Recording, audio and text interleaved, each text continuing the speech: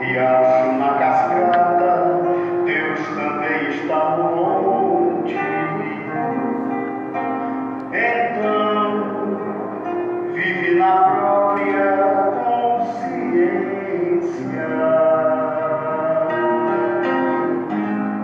Pai de toda a criação, Deus é a suprema inteligência.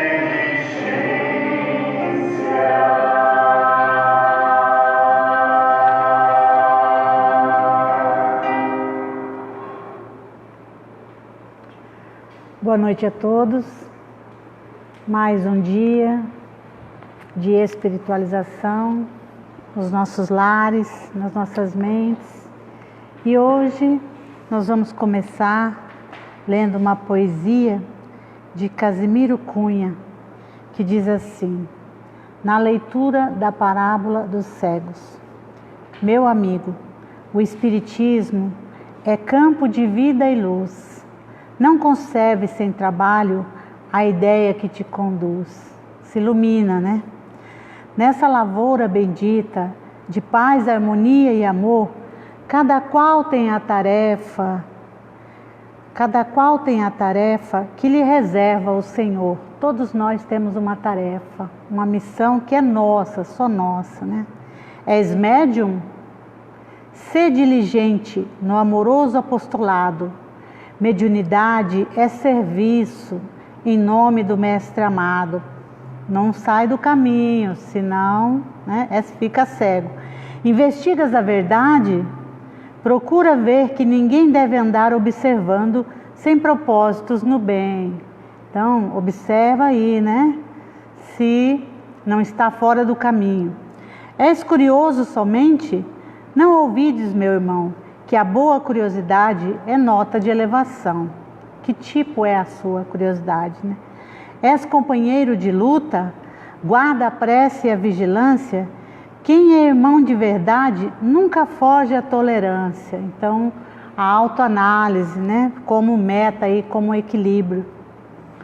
És simples necessitado, na sombra e no sofrimento, pondera a lei generosa de esforço e merecimento. Então, as reclamações, né, que nos deixam muitas vezes enceguecidos.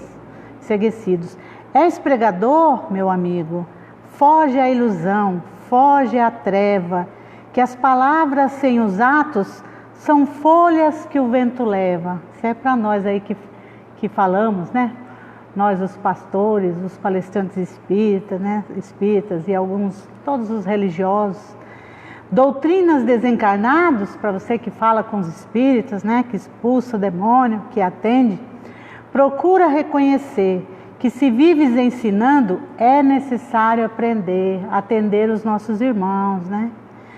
Vens pedindo alguma coisa? Recorda na dor terrestre que o tesouro mais sublime é a paz do Divino Mestre. Então a gente pede, né? A nossa lista de pedidos. Nas alegrias, nas dores, no mais simples dos mistérios, poderás fazer o bem no lugar onde estiveres. Então, você não precisa nem de lugar. Aonde você está é altar de nosso Deus, né? Do Criador. Quem busque de fato a luz da existência verdadeira, não se apega à fantasia, trabalha contra a cegueira. Então, está aí a causa da nossa cegueira, né? As fantasias, as ilusões. Não foste chamado à fé para sonho ou distração, mas a justa atividade de nossa renovação. Então, se você conhece a espiritualização, o espiritismo, tem aí um compromisso, né? O aprendiz do espiritismo não vive sem rumo, a esmo. Tem Jesus por mestre amado e a escola dentro em si mesmo. Então, nós temos a escola em nós. E o nosso mestre é o nosso grande paradigma, né? Nosso grande mestre, a luz que nos ilumina. Então, é a ele que nós seguimos, e é ele o nosso modelo e guia na questão 625. E aí, então, nós vamos fazer a nossa oração, agradecendo a Deus por este momento, por essa oportunidade bendita. que nesse momento os espíritos possam ir aos nossos lares, visitar nossos familiares, atender os espíritos que lá estão, atender os nossos doentes, os nossos familiares desencarnados e, acima de tudo, consolar nossos corações com a presença divina. Então vamos ao nosso assunto de hoje, que é aquela parábola em que Jesus questiona se um guia cego pode conduzir outro cego. Não será que cairão os dois na vala, no buraco, ou na fossa, ou no fóssil, né, como se chama? Então, a história começa mais ou menos assim, o contexto. Jesus está lá com os discípulos, né? E aí os escribas e fariseus chegam e ficam encrencando por que é que os discípulos não lavam as mãos antes de comer o pão. E aí Jesus diz então que, na verdade, né, eles também não transgridem um mandamento da tradição, honrando a seu pai e a sua mãe, aí o que amaldiçoar e a tua mãe, e o que amaldiçoar o seu pai e a sua mãe morra de morte. Então eles acrescentam rituais, acrescentam o exterior, a prática, e começam a dar mais valor à prática, foi esse o grande problema dos judeus, do que propriamente a doutrina, que eram os 10 mandamentos, né? A lei divina deles eram os 10 mandamentos, que até hoje a gente ainda tem dificuldade para compreender e vivenciar muito mais. Então, eles se perderam no contexto, na prática, no exterior, com regras que eles mesmos criaram, por conta que eles se achavam uma raça escolhida, né? E os fariseus e os escribas tinham um probleminha que Jesus vai falar lá na frente dos cegos. Então, eles eram orgulhosos demais, não se misturavam com os gentios, se achavam uma raça, né, diferenciada, um povo que só eles tinham Deus. E aí Allan Kardec vai colocar também essas falas, esses versículos, no capítulo 8, item 8, só que ele denomina assim: verdadeira pureza, mãos não lavadas. Porque a história aqui começa por conta de não lavar as mãos. E Jesus vai dizer, olha, esse negócio de lavar a mão, agora não, né? Lavar a mão agora mata a gente mesmo, né? Nós temos que...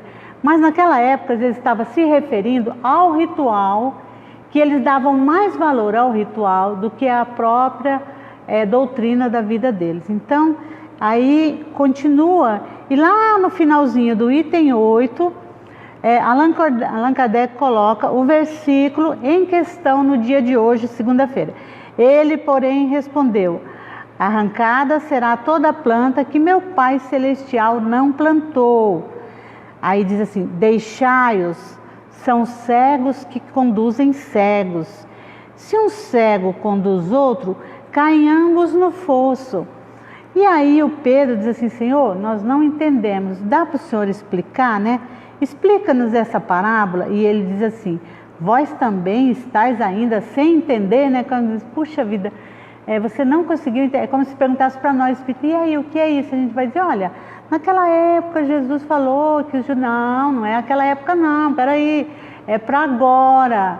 Não tem orgulhoso na terra agora? Tem, né? Não tem gente que fica vaidoso, achando que é o mais inteligente do planeta, que é o que mais sabe as falas de Jesus, sabe decore e salteado, né?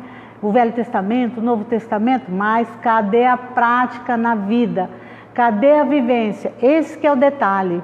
E é aí que Jesus então diz assim para ele: não compreendeis que tudo que entra pela boca desce ao ventre e lança depois para fora? Em outras traduções, né, está de outra maneira, mas é todos o mesmo sentido. Mas as coisas que saem da boca vêm do coração, e essas são as que maculam o homem. Então ele vai dizer de novo do sentimento. E tudo que a gente precisa agora é de transformar os nossos sentimentos, buscar o bem, viver o bem e, o que é mais importante, cuidar da nossa vida. Lembra Casimiro Cunha, que eu terminei de ler a poesia dele? Ele chama a atenção de cada um na sua tarefa, na sua missão. Exercer o bem enquanto a nossa atividade principal na existência. E aí, então, depois ele vai dizer que um cego que conduz outro cego, né? Caem os dois no buraco. Aí você fala, mas como assim? Onde já se viu um cego conduzir outro cego? Vocês já viram isso? Não existe, né? Porque Jesus era assim, ele impactava. Então, como que um cego conduz outro? Não existe, isso não existe. Então ele quer dizer assim, que não pode ser físico, não pode ser material, só pode ser uma palavra metafórica, ou seja, uma metáfora que ele está criando, que uma pessoa, né, que fala para o outro, a visão muitas vezes estreita dele e conduz outro, isso é uma responsabilidade muito grande. Então nós espíritas, né, quando a gente fala, a gente diz o que diz os espíritos. A gente não diz o que a gente pensa e nem o que a gente acha, mas sim o que a gente leu nas obras. Por isso então que eu estou dizendo aqui, que no item 10, né, do Evangelho segundo o Espiritismo, Allan Kardec vai dizer que os judeus haviam desprezado os verdadeiros mandamentos de Deus para se aferrarem à prática dos regulamentos que os homens tinham estatuído. Então, para os cristãos foi a mesma coisa, né? Os cristãos não inventaram um monte de prática, de regras, de concílios, né? De dogmas. E o que aconteceu? Nós ficamos até sem o Novo Testamento. Até sem as falas de Jesus nós ficamos. Por quê? Porque ficou na mão dos intelectuais do tempo. Um dos modelos que a gente tem, que ganhou um Novo Testamento, uma Bíblia, que ficou muito feliz, sabe quem foi? Foi Eurípides Barçanufo. Ele já era adulto quando ganhou uma Bíblia, porque o padre era muito amigo dele naquela época. Ninguém tinha. E foi uns dias desses, um passado bem próximo. Então, hoje em dia, todos nós temos o Novo Testamento, aonde a gente imaginar, na internet, no celular, no computador, Bíblias de todos os jeitos, mas não era assim. Isso é uma consequência do que os cristãos fizeram com a fala de Jesus. Os cegos, pela vaidade, né, pelo poder e por tudo mais que a gente imaginar, obsediados pelas trevas, conseguiram fazer aí mais de 1000 anos de atraso na nossa compreensão da fala de Jesus. Tá bom, Dulce, mas e agora? Agora, tem que correr atrás do prejuízo. E aí ele diz assim, Allan Kardec, no outro item, o objetivo da religião é conduzir a Deus o homem. Então, toda religião, toda religiosidade tem que ser do bem para nos conduzir a Deus. Se isso não alcança o objetivo, não faz dele um ser humano avançando na sua existência. E aí Jesus, quando ele vai falar, ele sempre faz um link com o Velho Testamento. E aonde que ele faz esse link? Com Isaías. Ele diz assim, Isaías diz assim, aqueles que guiam este povo são os mesmos que o desorientam, e aqueles que são guiados deixam-se seduzir e ser conduzidos ao erro. Então, Isaías vai falar várias vezes essa palavra cegos.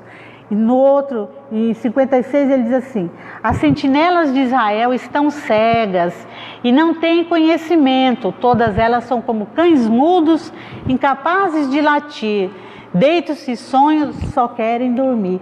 Então, os profetas faz várias mensagens dizendo da cegueira pelo rumo que o povo de Israel tomava.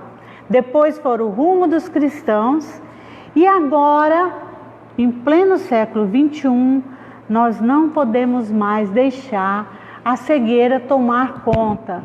Por quê? Porque nós precisamos entender o que é essa cegueira. Então, o mesmo registro que está em Mateus 15, versículo 14, está em Lucas, capítulo 6, versículo 39, e ele diz assim, então, Jesus lhe propôs também uma parábola. É possível um cego guiar outro cego? Não acontecerá que ambos venham a cair em algum buraco? Só vai cair, né? Não tem como. E a gente fica assim, mas então, eu sou cega? Então vamos analisar, é a primeira coisa. Eu estou guiando alguém que também é cego e vamos os dois, né? Como que pode ser isso? Então, vamos dar uma analisada na história. Quem guiou quem e deu muito mal? Então, existem vários mas eu vou citar só um. Por exemplo, os pessoal do Hitler e o Hitler, né? Que até hoje tem gente que levanta essa bandeira. Mas para não ficar falando de coisa ruim, né? Não precisa a gente ficar lembrando aqui. É só um exemplo dos grandes líderes que conduziram muitos, e muitos tiveram suas vidas, suas existências perdidas, porque uma existência que você sai do caminho é um prejuízo para nós, um prejuízo grave. Então, precisa só observar a história. E hoje a gente vê os escritores. Então tem escritor médium, né? Tem escritor muito inteligente que, ao invés de buscar inspiração para escrever coisas interessantes, escrevem coisas que deixam a pessoa deprimida. E a gente vai ver na psicologia, na filosofia, em vários campos, muitos livros, né? Que se a pessoa não tiver um equilíbrio para ler, né, ela não consegue avançar no seu raciocínio. Então a escrita é um local, né, é um espaço em que deveria ser colocado só o bem.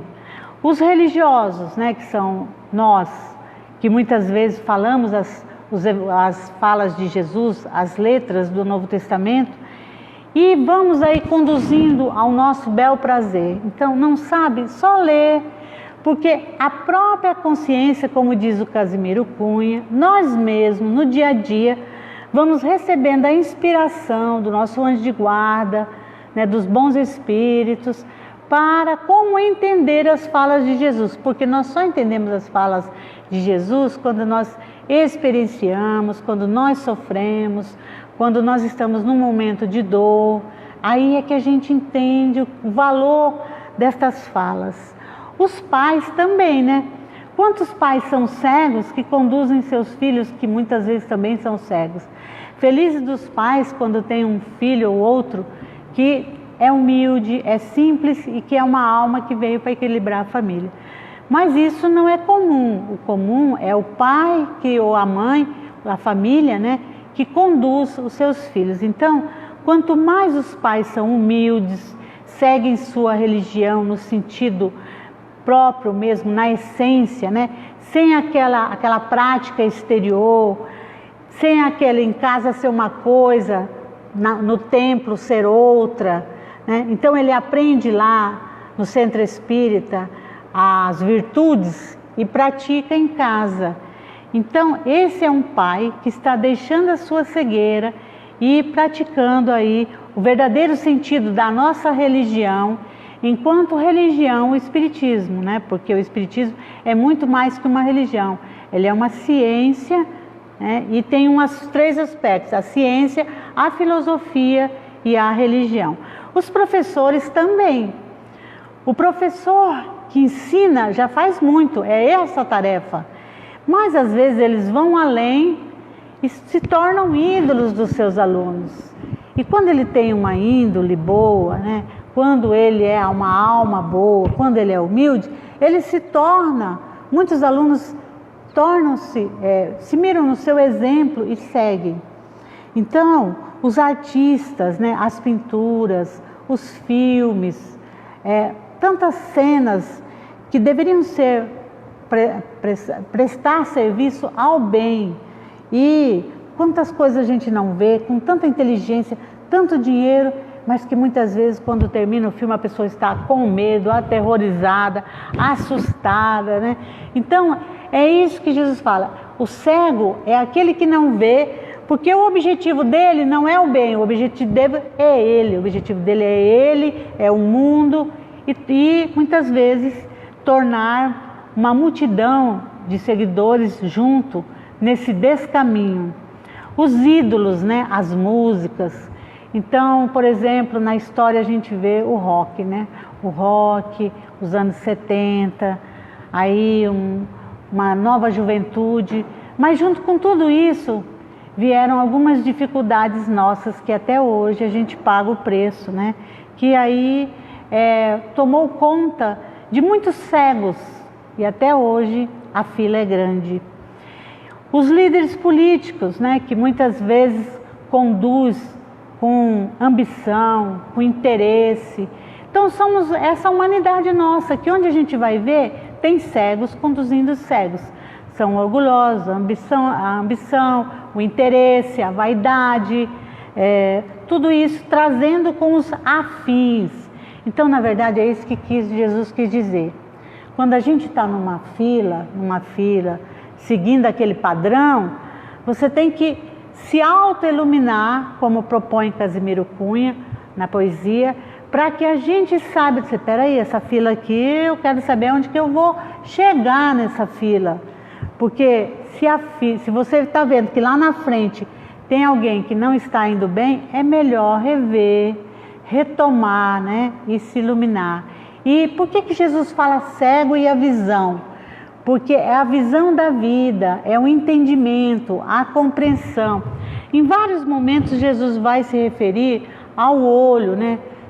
Se o olho for luz, todo o seu corpo será luz, a candeia, né, da nossa alma. E aos médiuns também, o que tem de médium, né, falando o que não deve, o que tem de médium escrevendo o que não deve, o que tem de médium achando que não é espírito, né, ele não acredita nem nele, o que tem de médium achando que por que nasceu médium, é a cegueira. Por quê? Porque a mediunidade exige uma renúncia, exige umas certas dificuldades, que ele tem que passar por isso, porque muitas vezes o espírito põe ali, né, no seu corpo alguns fluidos que o espírito fica bem, mas o médium muitas vezes fica com dor de cabeça. Então é uma renúncia material mesmo, corporal. E uma oração, uma vigilância vai fazer bem ao médium e ao espírito. Mas nem todos querem desenvolver essa habilidade da caridade, porque isso é caridade. Assim como o médico está lá no hospital se contaminando, sai com infecção de garganta, com outras doenças, o médium também tem aí a sua parcela de contribuição para o bem-estar espiritual do espírito ou daqueles que muitas vezes deixam com ele algum espírito. Então, tudo isso são os cegos. Aí eles assim, e aí cai na vala, né? Na fossa ou no barranco. As traduções são muito variadas, cada uma usa uma palavra. Onde será isso? Então é muito fácil. A primeira vala chama culpa. Então a gente vai dizer, eu prestei atenção no que tal pessoa falou e olha aí, né? A culpa é dele. Não, é minha, eu tenho livre-arbítrio. Graças a Deus, nosso Criador nos permite a liberdade de ação. Mas não foi culpa minha. Foi, você foi porque quis. Ninguém bebe porque o outro quer, ninguém fuma porque o outro quer, ninguém usa droga porque o outro quer, nem encarnado, nem espírito. Eu era obsediado, eu não sabia o que eu estava fazendo. Não, você sabia sim, o corpo era seu, não era do espírito que estava te obsediando, né? Mas naquela época eu vivia com fulano, com ciclano. Não interessa. Na hora, né, como diz no Evangelho, é nós que temos que dar conta da nossa administração. Então, pode ser a culpa. Outra coisa, pode ser também, após desencarnação, uma situação um tanto difícil, né? Porque às vezes a gente sai doente, podemos sair bastante com uma confusão mental, podemos sair em condições piores. E lá na doutrina espírita a gente aprende, com as obras de André Luiz, o umbral, né? Que é aquela zona que não é propriamente um paraíso, ali tem dores, tem sofrimentos. Então são as nossas cegueiras que nos conduzem, não para o fogo do inferno, como diziam muito até o século XIX, né? Não, ninguém vai ficar no inferno, porque o inferno não tem lugar para tanta gente, né? Cada um vai para onde a sua consciência o mandar, de acordo com as suas atitudes e a sua visão da sua existência e como ele aproveitou as oportunidades que surgiram. É isso que Jesus está pedindo. Olha bem, presta atenção. Qual é teu trabalho nessa existência? Trabalha, porque quando você chegar na hora da prestação de contas, você vai dizer assim, olha, eu consegui enxergar isso e fiz isso, né? Então é aquela tranquilidade espiritual. Então no mundo espiritual nós sabemos que existe o umbral, existem outros lugares mais desconfortáveis, Mas ninguém fica no inferno, como eu disse, nem no umbral eternamente, e muito menos em outro lugar sofrendo. Todos nós temos a oportunidade, pós-oração, né, pós-meditação, pós-reflexão, de irmos de encontro ao bem-estar junto dos bons espíritos. E como que faz isso? Buscando a luz, diminuindo a cegueira, porque a oração ilumina nossas almas. E o sofrimento, não precisa nem desencarnar. Muitos de nós nos tornamos seguidores, né? Então, quando a gente trabalha com algumas famílias que têm filhos que foram parar no presídio, né, nas cadeias, elas dizem, eu bem que falei para ele, para de andar com esses meninos não são boas companhias, né? Não é assim que as mães falam? Então, quando as meninas começam a namorar, né, os meninos, né, não é uma boa companhia, esse menino vai te levar para um mau caminho. Então, a mãe está vendo, ela não é cega, mas o menino, além de cego, é surdo, porque não ouve a mãe. Então, os adolescentes, né, os jovens, precisam despertar esse ouvir e esse ver, para compreender a caminhada e não ir parar muitas vezes nos presídios e nas cadeias, nas delegacias, passando por tanta humilhação e tanto sofrimento. E não falo a classe da pobreza, falo de todas as classes, né? Porque a delinquência, ela não tem classe, ela está na humanidade. Na humanidade, nós estamos longe de imaginar, né, o que nos aguarda. E também uma outra vala, porque vocês já repararam, se eu caio num barranco, lá no barranco não está cheio de gente. Muitas vezes o barranco está só eu e o barranco, eu e a vala, ou eu e a fossa, ou eu e o buraco, como estão as traduções. Então, o que quer dizer isso? É a solidão. É a solidão. Então, a pessoa que muitas vezes anda com tais pessoas, porque aquelas pessoas são a turma dela, só que essa turma se desfaz, muitas vezes se volta contra ele mesmo e ele termina só, abandonado, sem amigos. Isso é uma turma.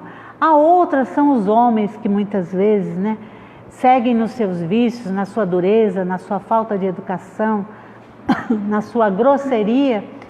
Muitas vezes terminam sem família, sem filhos, abandonados, vivendo da caridade alheia, né? Porque aí alguém diz assim, a família não quer nem saber dele, mas sabe Deus o que essa pessoa fez para essa família. E também não estou falando de nenhuma classe, não, porque isso é muito comum até nos mais abastados, né? Na classe mais... Então, gente, é isso, né? O cego que conduz cego, vamos parar muitas vezes numa vala. E Jesus não faz uma afirmação, ele faz uma pergunta, porque é ilógico o cego conduzir cego. Cego não pode conduzir ninguém e os cegos não podem deixar se conduzir se não tiver confiança e saber quem é aquela pessoa. Então, conhecer, né? Diz com quem andas e eu te direi quem és, né? Essa fala nossa, essa fala é antiga entre nós, mostrando da necessidade de a gente conhecer o nosso condutor. E quem é o nosso grande condutor? Eu sou o bom pastor, né? Das ovelhas que meu Pai me confiou, nenhuma se perderá. Eu sou a luz do mundo, eu sou a porta, eu sou a videira.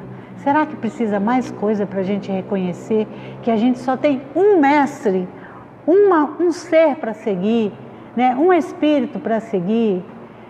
Não segue gente não, gente, né? As pessoas mudam, as pessoas muitas vezes desencarnam, né? Vão para o mundo espiritual e você fica lá, é a minha vida. Não, Deus, Jesus Cristo, Ele é o nosso Mestre amado e Ele é a luz divina, a luz de Deus que ilumina a nossa caminhada. Que Jesus nos abençoe, nos ampare e nos proteja.